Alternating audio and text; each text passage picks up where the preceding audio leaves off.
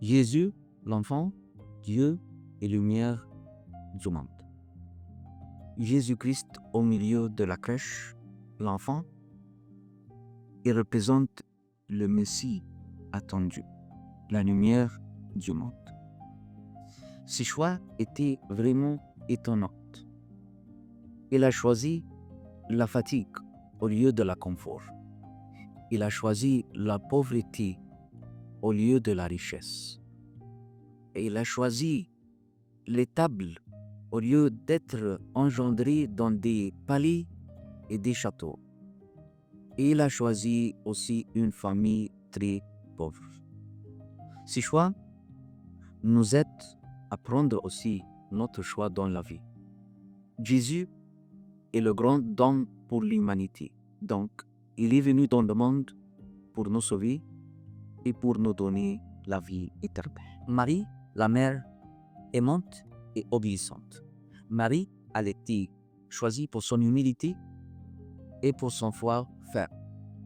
Lorsque Marie a reçu l'annonce de l'ange Gabriel, tout d'abord elle a été surprise, mais elle a mis sa confiance absolue en Dieu.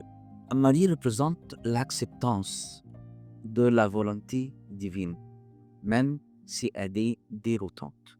Nous aussi, on est invités à dire oui à la volonté divine, même si on ne comprend pas le plan de Dieu, mais on a confiance absolue en Dieu. Joseph, l'homme est juste et protecteur. Joseph, même qu'il ne soit pas le père biologique de Jésus-Christ, mais il avait le rôle d'être protecteur et Marie dévouée à Sainte Marie. Lorsque Joseph il a constaté la grossesse de Sainte Marie, il a décidé de la quitter discrètement pour éviter que Sainte Marie soit lapidée. Et il avait une annonce de l'ange et qui lui expliquait la nature divine de cet enfant.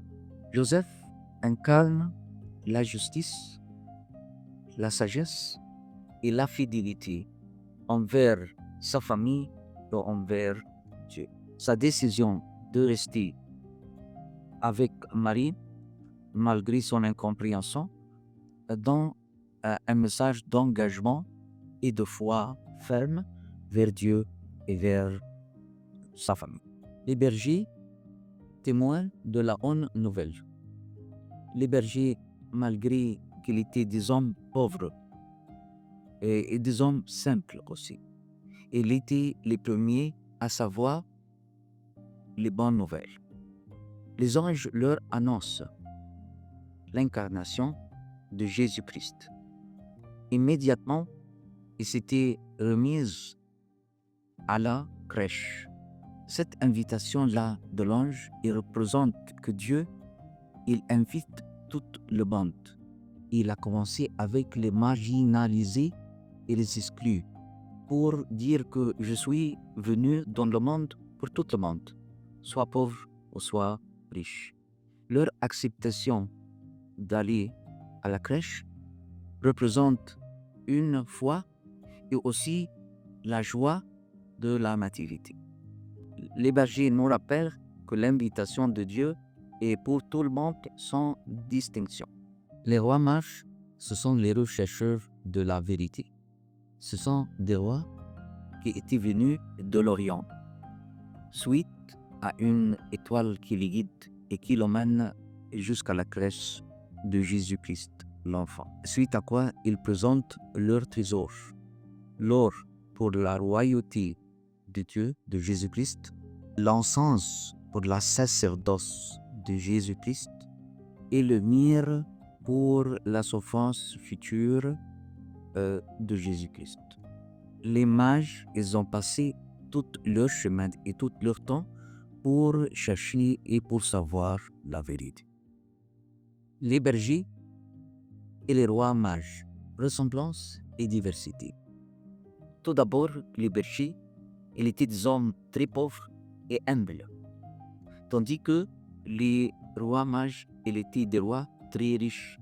Les bergers, ils étaient dans un lieu très proche de la crèche, tandis que les rois mages, ils étaient dans un pays dans l'Orient très loin de la crèche. Les bergers étaient les premiers à savoir l'annonce de la naissance de Jésus-Christ, tandis que les rois mages, ils prirent beaucoup de temps pour analyser l'étoile et savoir la source de cette étoile. Les bergers, ils ont obéi immédiatement à la commande céleste et ils sont allés à la crèche, tandis que les rois mages, ils ont pris beaucoup de temps pour voyager et aller à la crèche.